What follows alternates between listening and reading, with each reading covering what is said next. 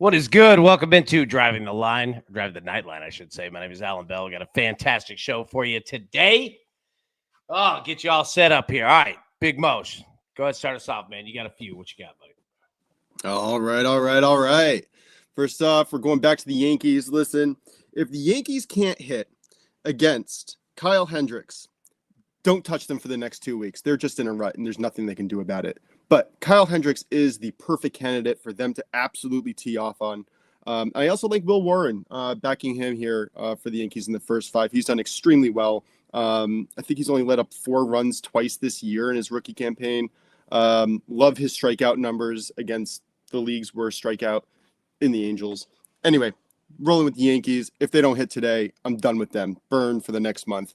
Next up, I like Reds first 5 money line here. We're going right back to Andrew Abbott. He threw a 3-hit full game shutout last time out.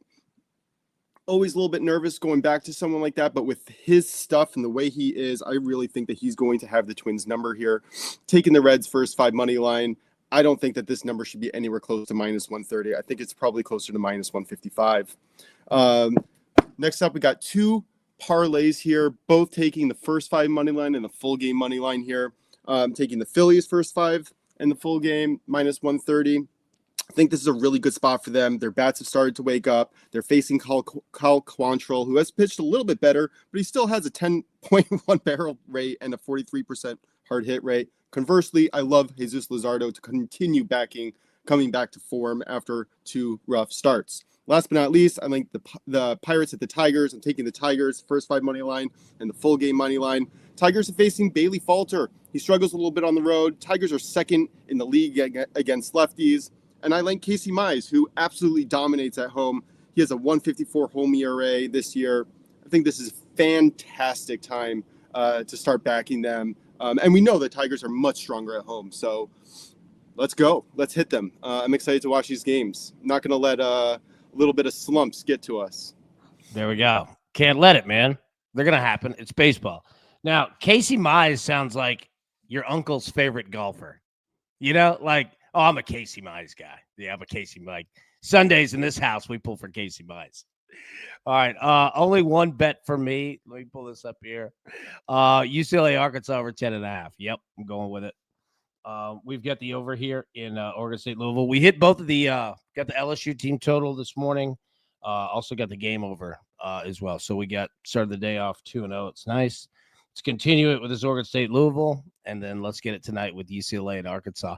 Man, it's crazy to think that, like, here in 2 hours, either Oregon State or Louisville is going to be gone. And then in 8 hours, add UCLA or Arkansas to that list. They'll be gone. Elimination game today, man.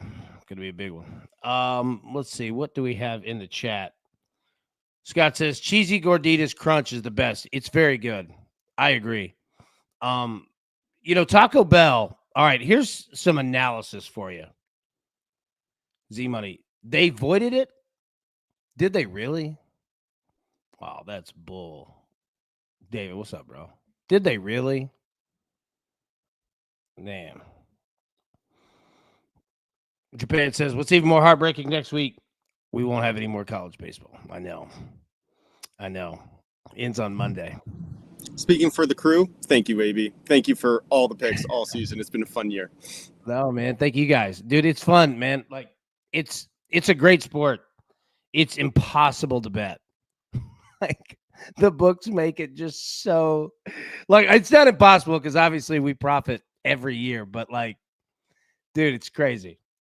Like, I couldn't imagine if the NFL were just like, oh no, we're only going to give you like 4 games to bet. Oh, thanks. What was I going to say? Oh, back to Taco Bell. Sorry. Cheesy Gorditas Crunch is the best. All right. Let me tell you why you're right. So Taco Bell can be divided into 2 categories. Shot clock food and non-shot clock food. And let me tell you what I mean. There are some items at Taco Bell that the second that bag is handed to you out the window, bro, you are on a shot clock. Because in 9 minutes, all right, that chicken quesadilla is unedible.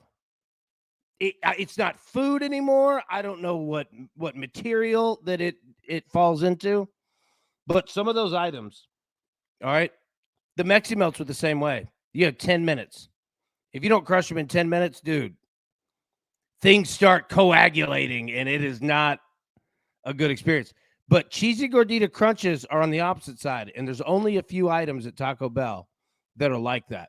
The Crunchwrap Supreme is also the same way. Basically, Crunch Wraps.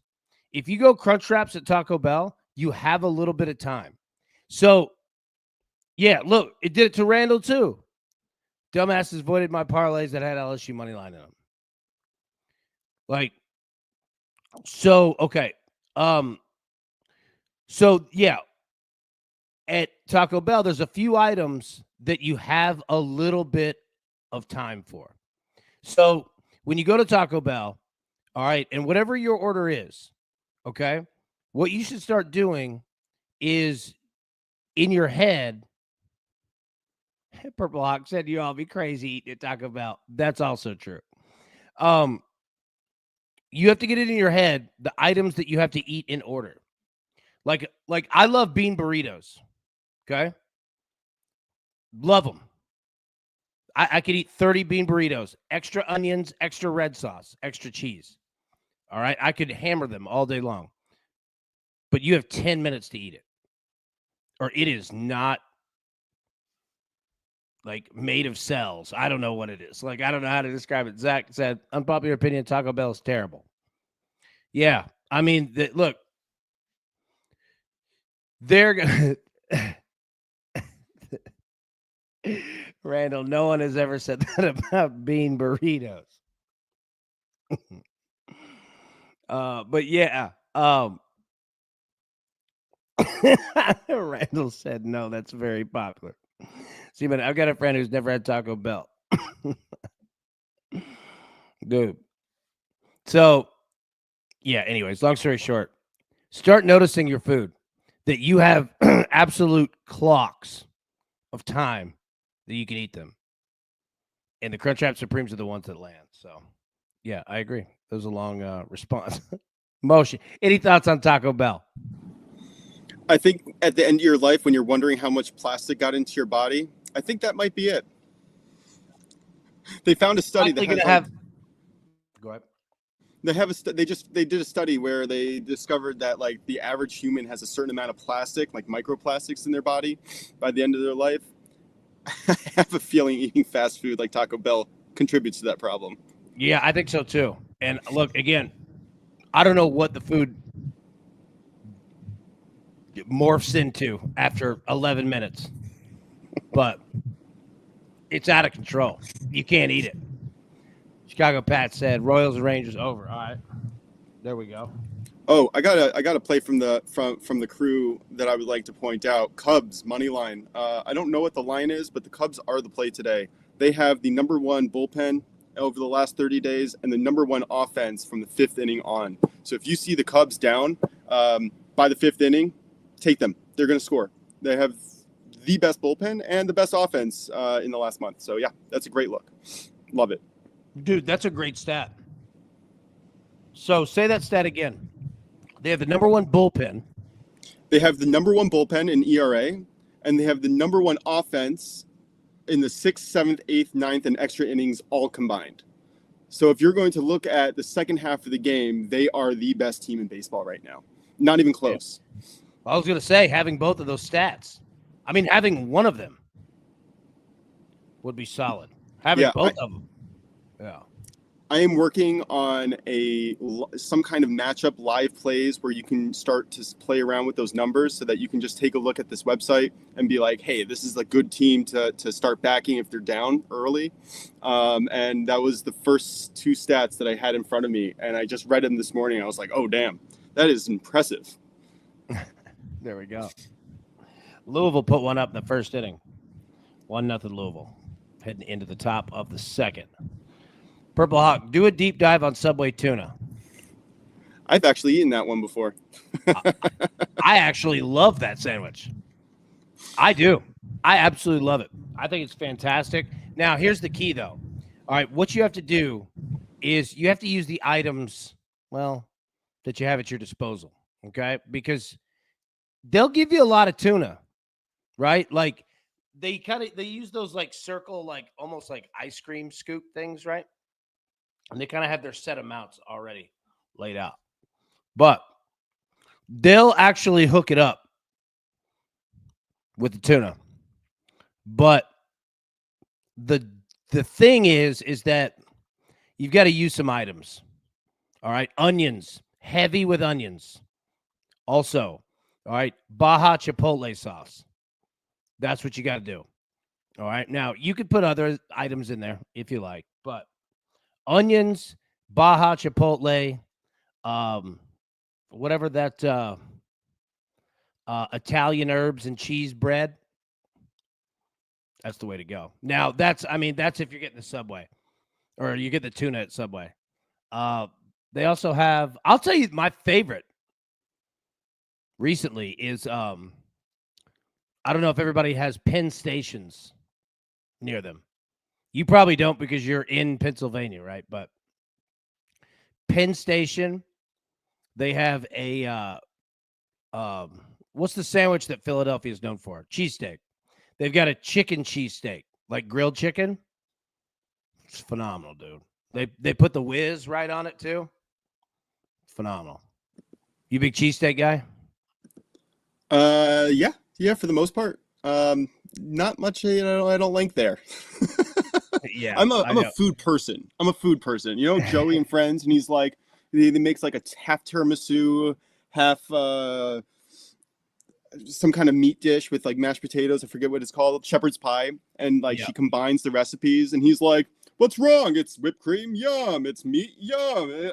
I'm kind of like that. I just like food. I don't care if it all mixes together. Me neither. Me neither. Look, it doesn't even have to be warm. Ask Randall. We'd get food, dude. Go back to his house, watch a game or something, and I'd just set mine down.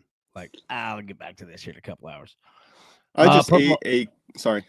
No, go ahead. What? Oh, I just ate a cold fried falafel. If you guys have never tried that, eat it hot, but it is phenomenal.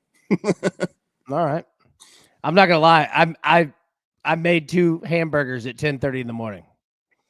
That's what I did. Cheese, onions. That was nice. I'm all for meat in the morning. What? I'm all for meat in the morning. Oh yeah. I actually started in my restaurant. I started a meat breakfast, which was rare where it was, and I think it did phenomenal. I had a great time eating that. Sounds good. Randall said, "Dude, this fool sits his food down for 6 hours and eats it." That's a fact. That's an absolute fact. It's just a side effect of the ADD. Oh yeah, it absolutely is. Like I will either eat that second and hammer the whole thing down, but way more.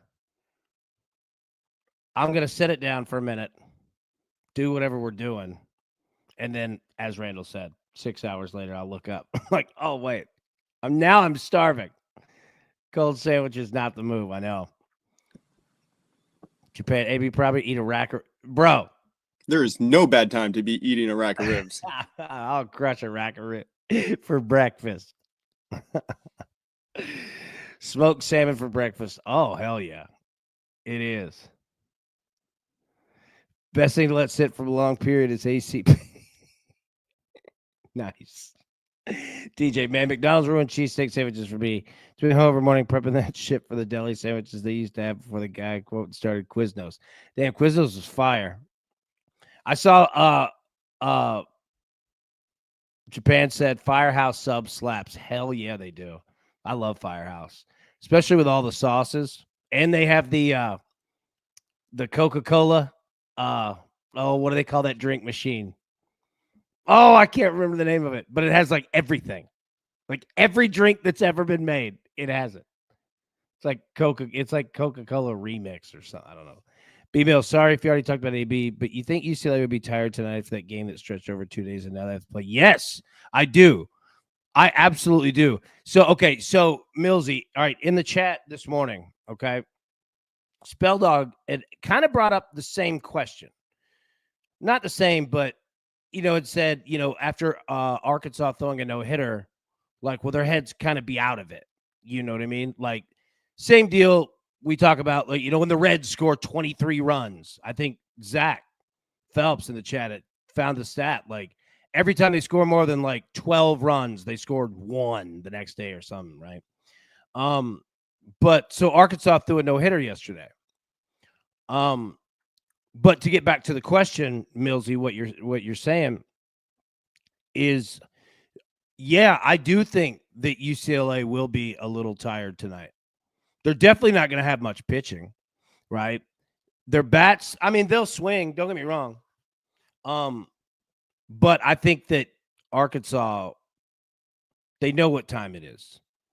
Like, they've got a plan, and that plan is going to be like, this is the game.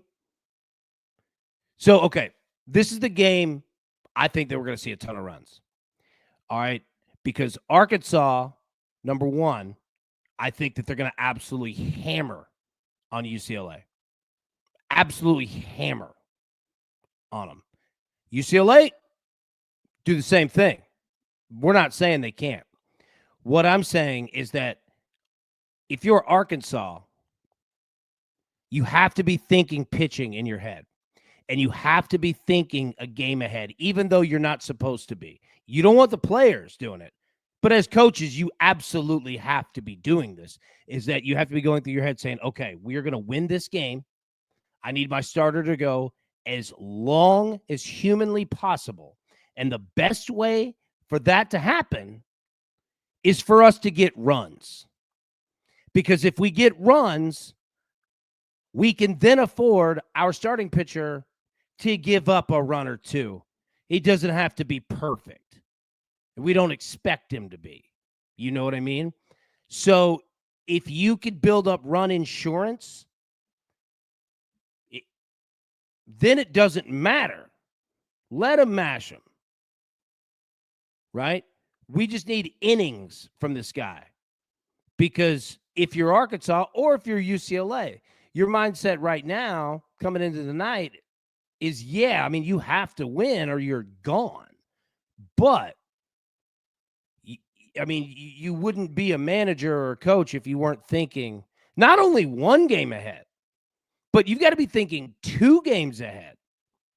Because if Arkansas beats UCLA, or if UCLA beats Arkansas, they've got to beat LSU twice. Tomorrow and then Thursday. Now, you play it 1 game at a time.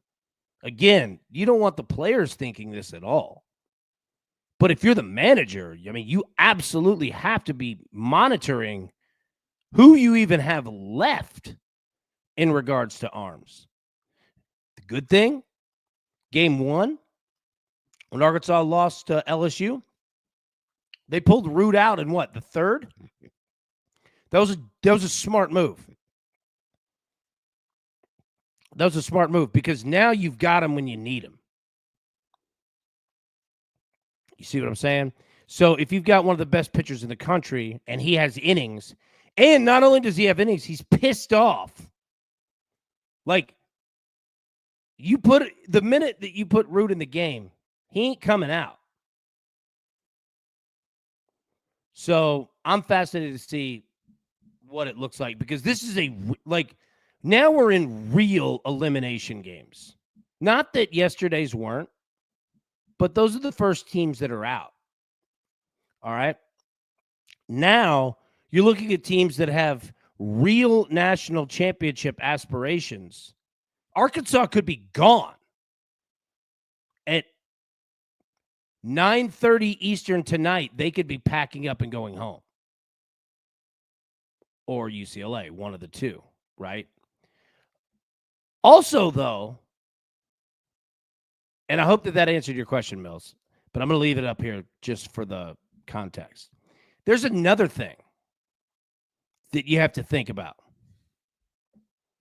And Tizzle, you're 1,000% right. That no-hitter, dude, you couldn't have drawn up a better way. Yeah, Root starting tonight. There you go. All right. Yeah. So you're wanting to get as much as you can out of him without burning his arm into absolute oblivion, right? Yeah, Millsy, of course. Yeah, I hope that made sense. I'm going to keep going on that, but I thought you asked an absolute great question. And yes, I do think that they will be tired. Now, they could come out and win. I mean, UCLA is good enough to do that against anybody, right? But yeah, I do. Now, here's the other thing, though. Okay, so let's assume that Arkansas wins tonight against UCLA, meaning that they would play LSU tomorrow. And then if they beat LSU on Wednesday, they would play them on Thursday. Winner Thursday goes to the National Championship Series. So here's the deal. If you're LSU and you're sitting with 2 wins and 0 losses, it's literally the greatest thing that you could have asked for. Same with Coastal Carolina, right? Sitting 2-0. Somebody's going to have to come beat them twice if they want it, right? Nice to have a loss that, in your back pocket that you can use. Here's the thing, though. Let's say Arkansas beats UCLA tonight. LSU doesn't want to go to no game 2. So while you have that game in your back pocket, you don't. Because the last god dang thing that you want to do if you're LSU is see Arkansas win tonight. Arkansas beats you tomorrow. And now all the pressure's on you. And they are caged animals ready to attack at the plate. I've seen it over and over. Look, let me say this. Last year, the national championship game, or national championship series, it was Tennessee, Texas A&M. Texas A&M won game 1. And we didn't sweat a second. It was like, it's fine. Let us win game 2, watch. You know what I'm saying? Like, I swear, it's almost like game 2 is more important than game 1. As weird as it sounds, I mean, it's not.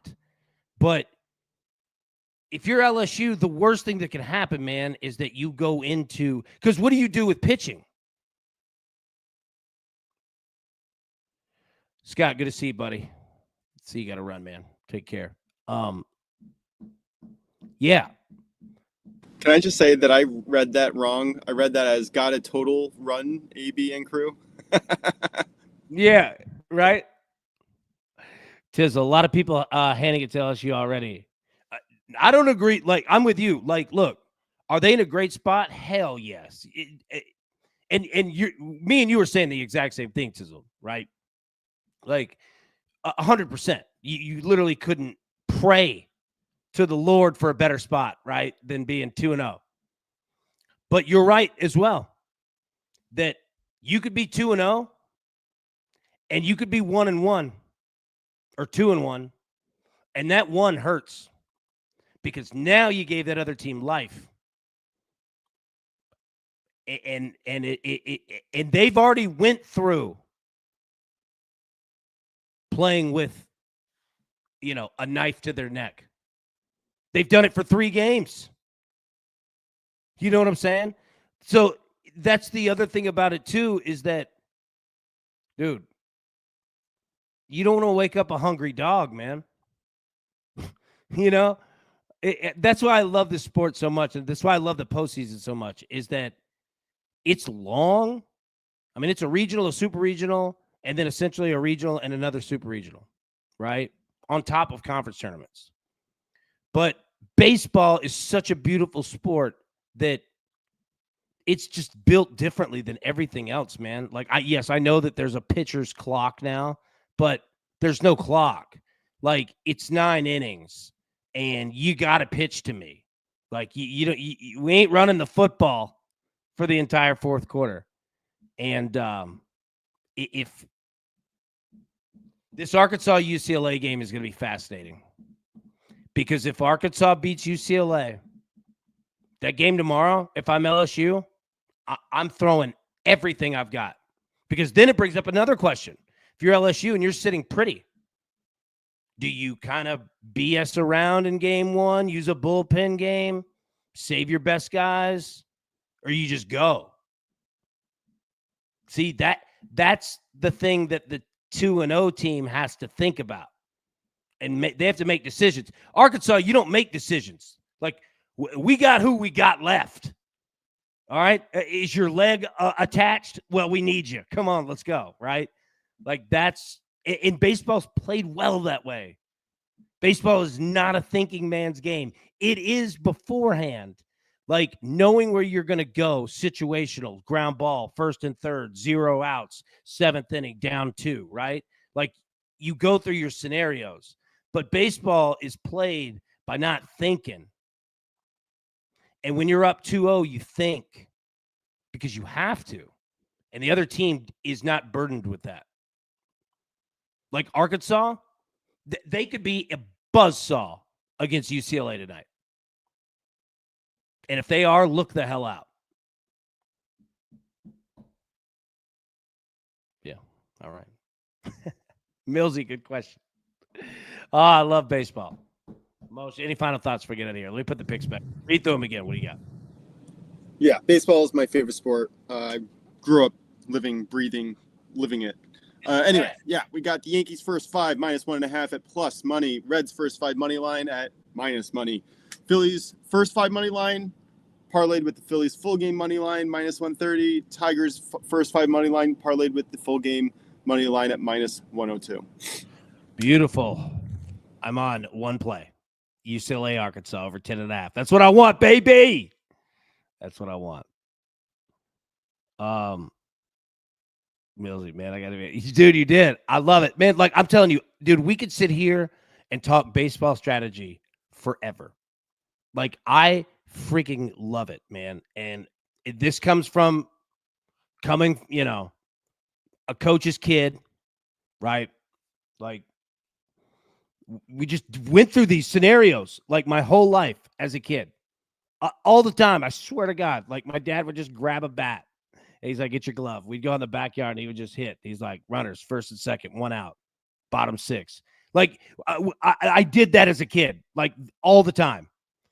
I could sit here and talk about it forever. Like, I love it. Here's another thing. You know who it feels? Tizzle, absolutely. I 100% with you. It feels like Coastal Carolina hasn't played in 2 weeks. I know that they just did, but like, we talk about all this, and it feels like Coastal Carolina is just quiet, which is exactly what you want to be, especially when you're led by pitching and pitching coaches. Dude, pitching coaches are what you said. You're in the Army, right? Yep. What were they called? Drill instructors when you're at boot camp? Because I know the Marines, like each branch, they're titled differently, right? But they were drill instructors in the Army, correct? Yeah, essentially. Okay. They were our commanders. We had one who was like specialty stuff, and then we had one who was just kind of around us all the time, and then he had a backup who was also with us all the time, and their job was just to make sure that we cleaned up after ourselves. There you go, right? So, yeah, like you have your hat party, right? And your drill instructors or gunnies, if you're in the Marines. And you got multiple, and they're just wearing your ass out, right? So the loud one is generally, that's your baseball coach. That's your manager. The one that is MFing you with absolute efficient brutality is your pitching coach. Pitching coaches give the absolute best red ass chewings of any coaches that I've ever been around. Defensive line coaches, also excellent at it. Offensive line coaches will just frighten you because you think that they're actually going to break all your arms and legs off and can do it, right? Because you don't become an offensive line coach in the NFL without playing offensive line in the NFL. It's the only way to that job, and those dudes are badasses, right? But that's what I always laugh about. Pitching coaches, man. Like, and that's what Coastal Carolina is. It's like 37 pitchers, dude. Like, just smart asses. Oh, and don't ever fight a pitcher either. Don't. Do not. And I'll tell you why. All right. Pitchers through high school, definitely. Some college.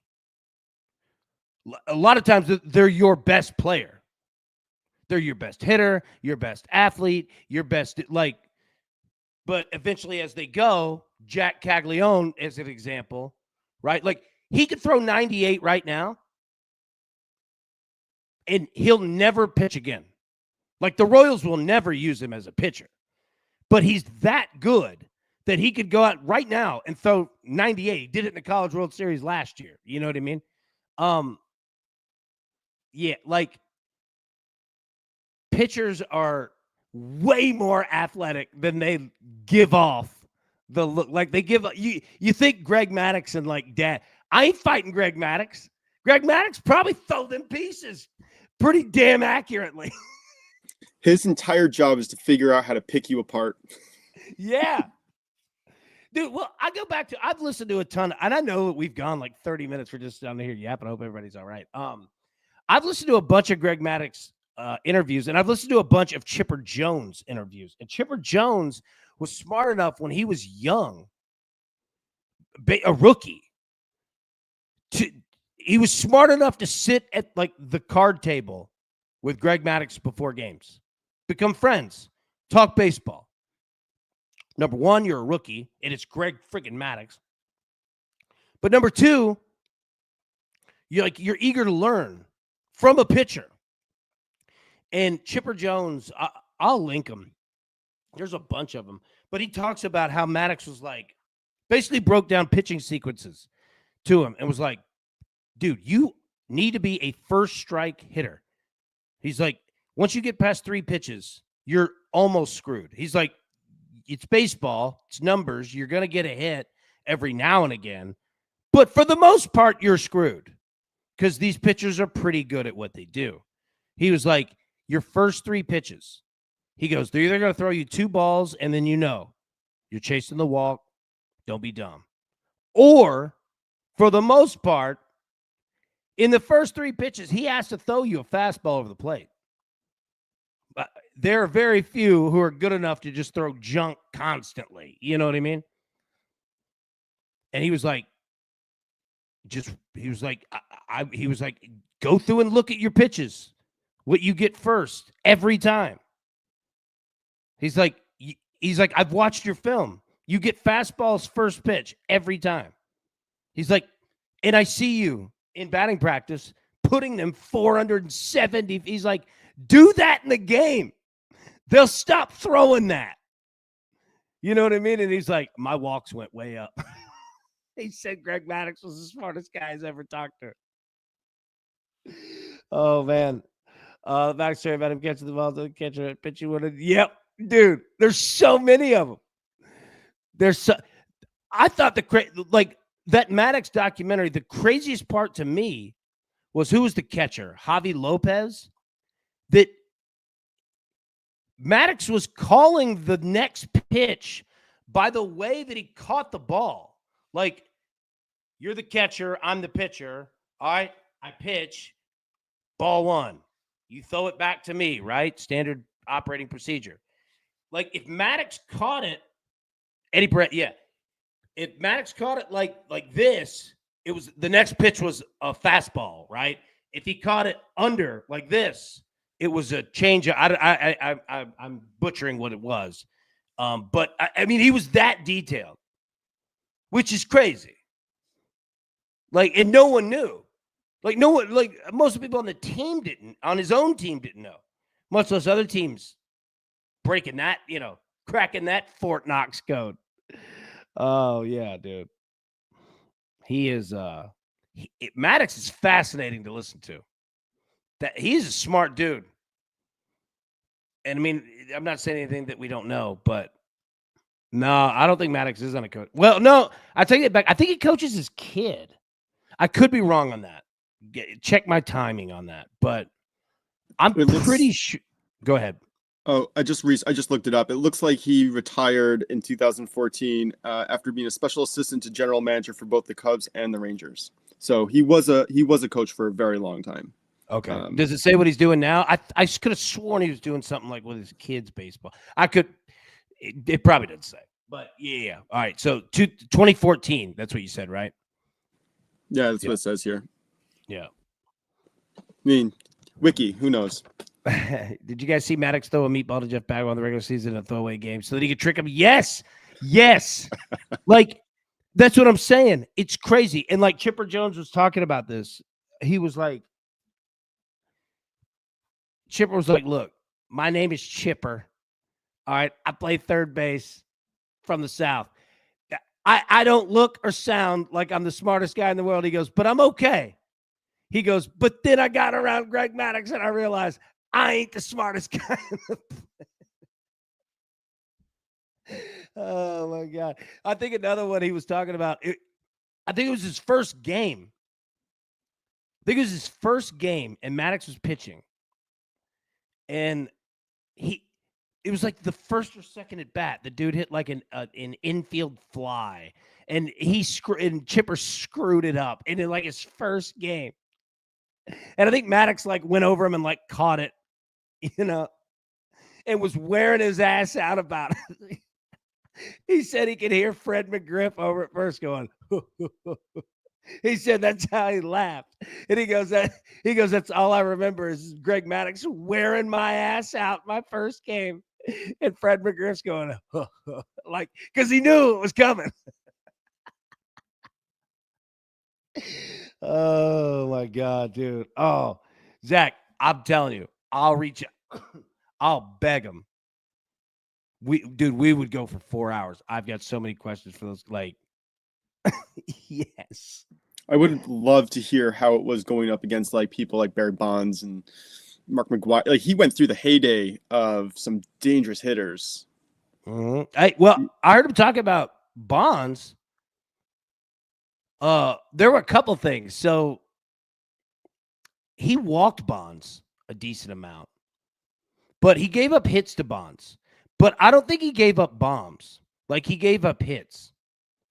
And I don't know if it was Maddux or someone else was telling the story.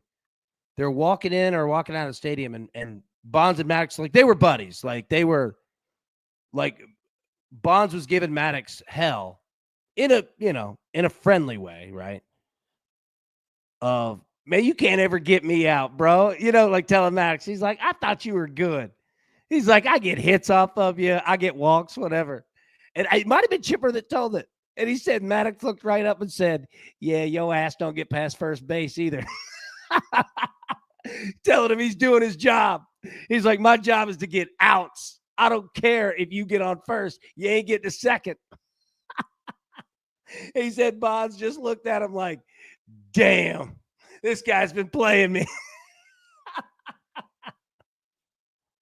Maddux was like, I don't give a shit if I walk him, whatever. I'm getting out of the inning and the next guy. I just got to get 3 outs. It doesn't say whose name's on it. If you can get by Barry Bonds with that vicious, absolutely vicious swing, and you don't let him get a home run every time, that is an all-star performance. And that's the thing. And that's the thing about it. And Tizzle says it right here. Bonds could see 1 strike a weekend, and it was 450 feet into the water. That is not that is truth. It is unbelievable. Barry Bonds is the greatest hitter I've ever seen. Now, let me say this. I know what I just said. And I mean, we're all pretty much the same age. But that is a fact. And Barry Bonds saw nothing constantly. He would literally get a pitch a day. Were you going to say something? I'm just pointing to the single greatest player, but I have a feeling that I think Barry Bonds is probably the greatest player in modern time. Although I will say Judge is giving him a run for his money just a little bit now. Yeah, like, and look, let me say, like, I when I say that, like, I don't say that putting anybody down.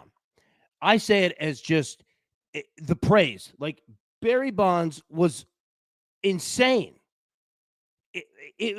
That period was nuts. That 1 year or 2 years where I swear to God, he saw 1 pitch a game and was blasting it. I mean, just to be able to do that consistently is ungodly. And then, the first part of his career, right? And I don't mean that as a steroid thing. I mean that as just an age thing of he was a hell of a base stealer. But I mean, he was I mean, you look at his bloodline, like, and I'm not taking any of that away from Barry Bonds. Like, Barry Bonds can stand next to anybody. Like, you know what I mean? Even with his bloodline, you can take giant royalty. What? You can take just the first half of his career, and I think he's a Hall of Fame player just on that alone. I agree. Like, it's not the same at all, but like Tom Brady had 2 Hall of Fame careers with the Patriots. Like, you remember there was a stretch of like 10 years he didn't win a Super Bowl, right? And that was kind of like the midpoint. Like, I'm with you. Like, Bonds played so long and so well, and knowing, like, he didn't always have protection. I don't think Jeff Kent liked him too terribly. I don't know if anybody liked Jeff Kent. Yeah. No protection's important. No, really important. Like, really important. Protection? He had nobody. He had absolutely nobody for years. No. And that's why he just got walked all the time. All the time. And there's another part of that too, to where you're getting walked and it's helping the team in a way. It's taking the bat out of the hands of your best hitter, but you are getting on base and advancing if anybody's in front of you. But going off of Bonds at that time, he could have gone up there and taken a walk every at bat. Teams would have given it to him every time, right? But he did swing. And he did hit bombs. Like, it takes guts to swing, because, like, if you've got free walks and you're just hitting into, dude, just a routine ground ball out to second base, like, you're going to get chewed out for that. You know what I mean? Now it's becoming a problem. And the fact that he was hitting home runs off of that, or getting to see one pitch, like, they're stressing that.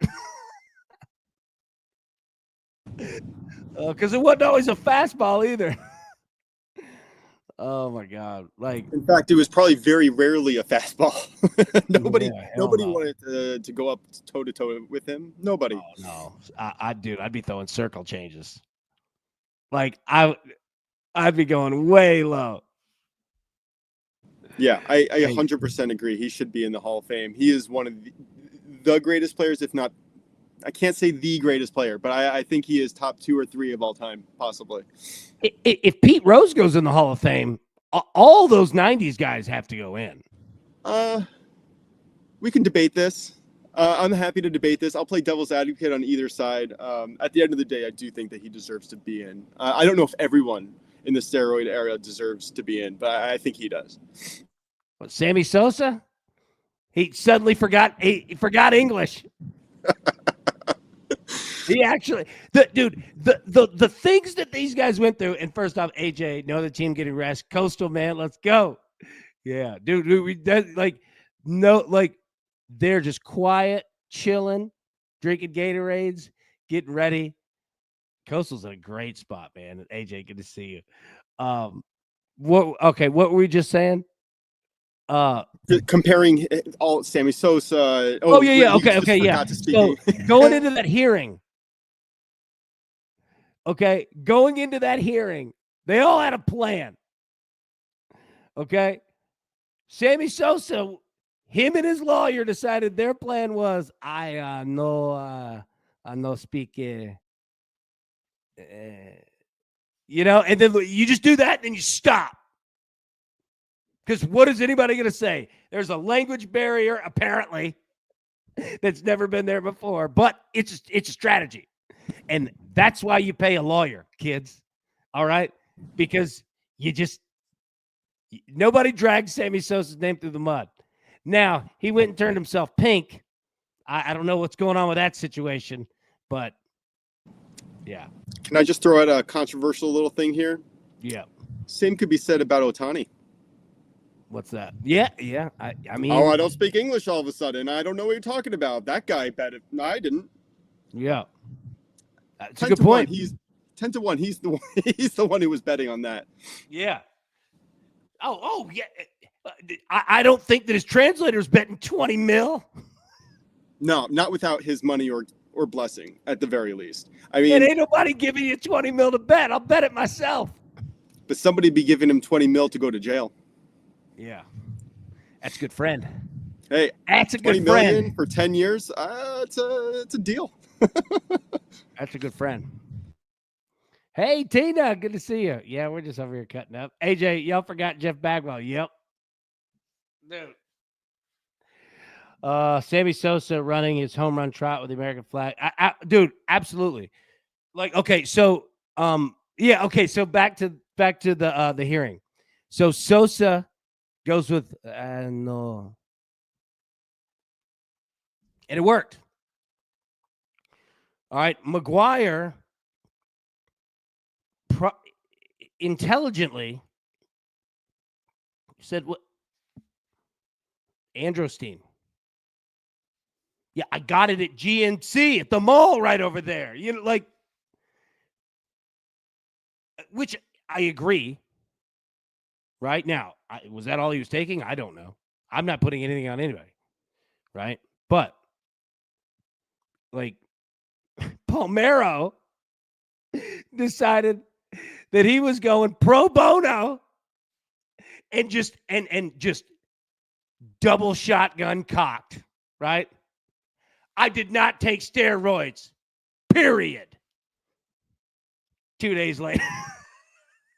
Oh, there were a lot of those. Absolute complete denial. And then 2 days later, you had like that doctor who was giving all the shots with like, here's the last 50 names that I gave. Yeah. Dude. Is Jake Odorizzi still in the league at baseball senior high school? He's throwing 90. Dude, gas. 97 in high school is absolute gasoline. I mean, it's fast anywhere, but yeah, dude, that's piping it. By the way, I'll go to prison for that. At least my kids will be set if I don't. There you go, right? There you go. Your legacy. Wink, wink, non-wink, wink. Yeah. I mean, your legacy secured. Now, look, Father Whale, you're going to get past that test of heart, though, right? You got to go in and fight. We all know it, right? But go in there, shut the door, handle your business, come back out. They go leave. Ain't nobody messing with my man, Father Whale. Ain't happening. Balco. The city by the Bay Area. What was it? Bay Area Laboratory Corporation? Something like that. Where'd it come out of? It's always Miami. Miami is always involved. God, there was something else I was going to say too. Shh. I just forgot. I like this show that we're just going. Japan lawyer always come up with the best up. Oh, 100%. I had a friend of mine. She's going through like a legal thing. And she kept talking. And I was like, what are you doing? Stop. Number one, you're paying someone to talk for you. Number two, this person's more intelligent than both of us. Like, let them QB this thing. You just be ready. Oh yeah, absolutely, dude. Lawyers are. I mean, say what you will. It's like a kicker. Might not think about it, but when your ass needs one, you're gonna want the best. Tizzle Resorts World in Vegas had to pay like $40 million connection deal. Ooh, yeah, there's a lot of money, man.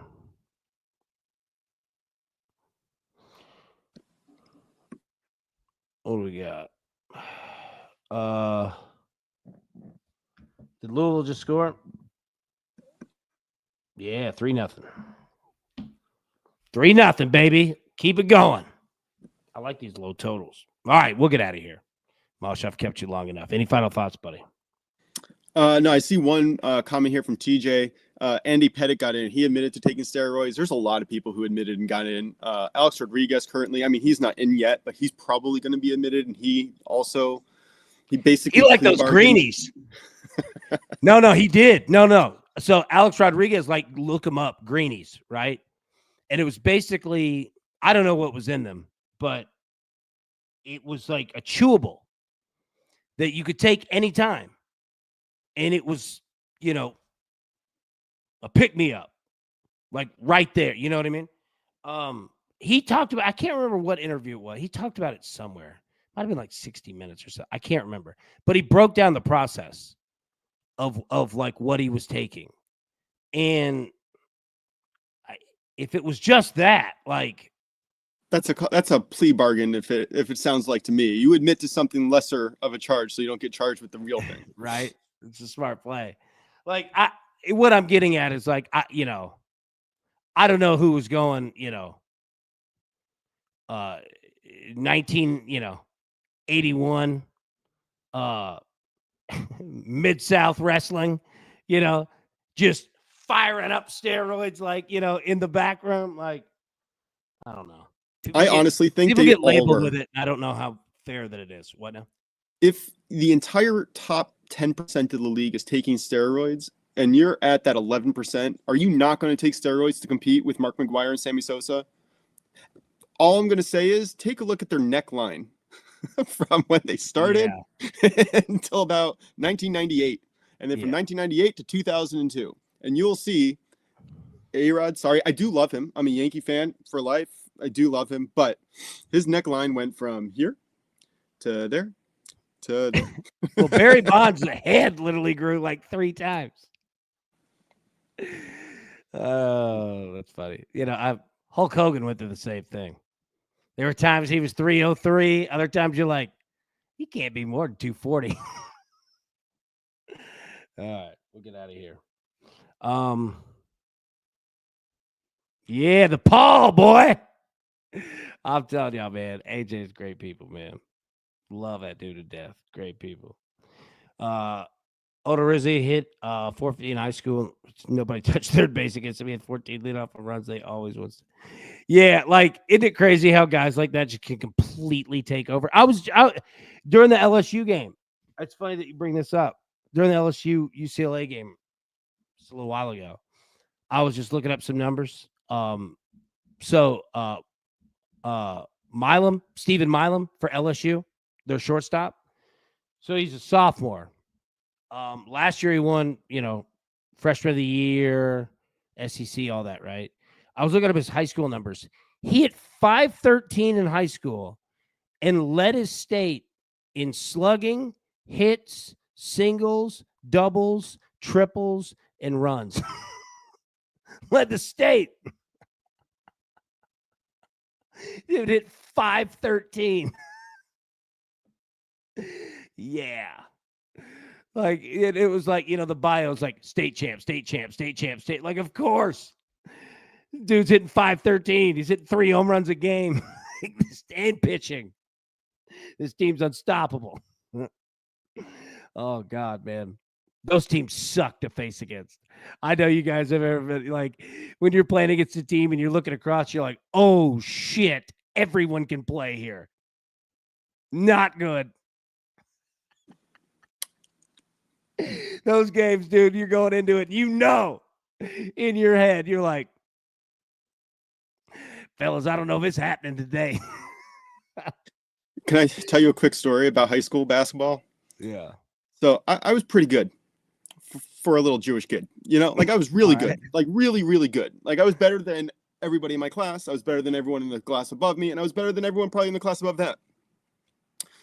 We made it to state quarterfinals in states in South Florida. And we were a great Jewish team, like a fantastic Jewish team. We made it to quarterfinals and then met John Paul Jones and the rest of these international recruits who were all 6'3", 6'4", 6'5" on the smaller end.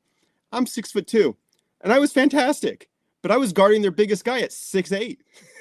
This guy just dunked over me. And it wasn't even like, I was a great defender, fantastic defender, always got my feet in place. I was quick, This guy had me very turn fundamental. this quarter millimeter this way.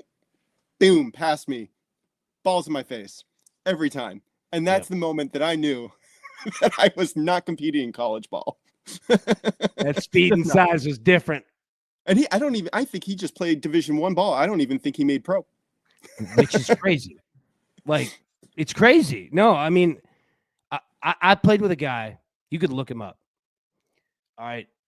He ended up playing at Tennessee Tech. His name was Jake New. Okay. Jake New. He got drafted by the Dodgers.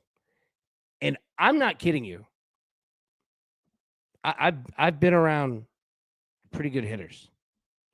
He was the best hitter I've ever seen. I mean, he was effortless and hit with so much power. You know what I mean? Like the ball exploded.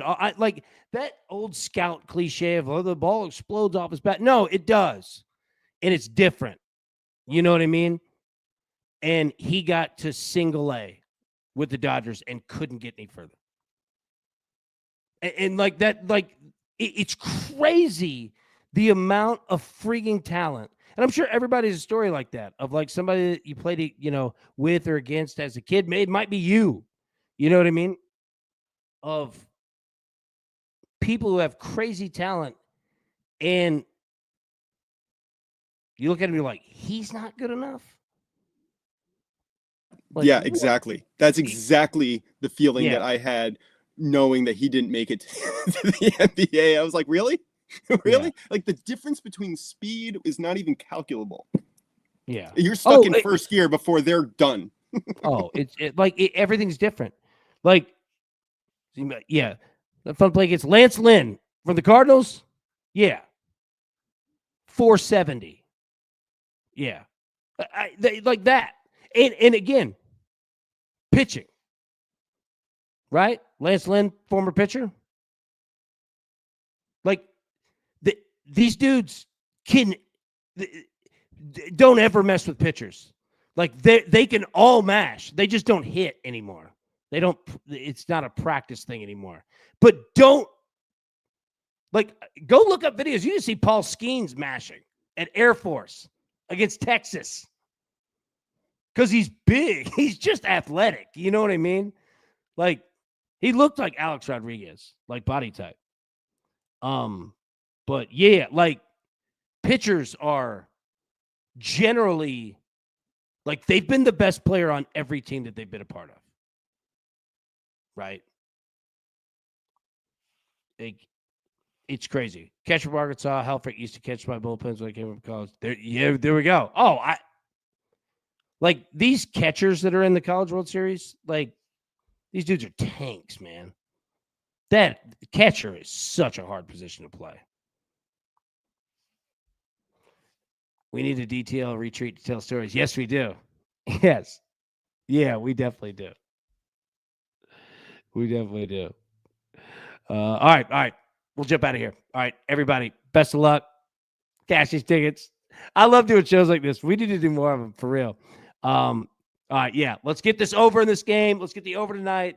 All of his MLB picks. Tigers, Yankees, Phillies. Reds. I had it right there. Reds first 5. I'm not touching that bullpen right now. What you said? Say it again. Reds first 5. I'm not touching their bullpen right now. Yeah. Dude.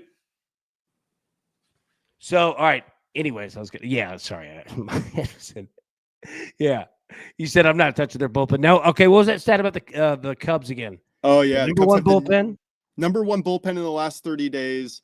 And from the 5th inning on, the best batting team, best OPS, best in runs created. If they're down early, anytime the next week or two, take the Cubs flat out. I'm definitely looking for a spot to take them today. All right. There we go. All right. I love it. All right. Everybody be good. Have a good Tuesday. Let's get this over this game. Let's get the over the next game. Get these Major League plays. Make some damn money. We'll do it again tomorrow morning, 10 a.m. Eastern. See you then. Who's got it better than us? No!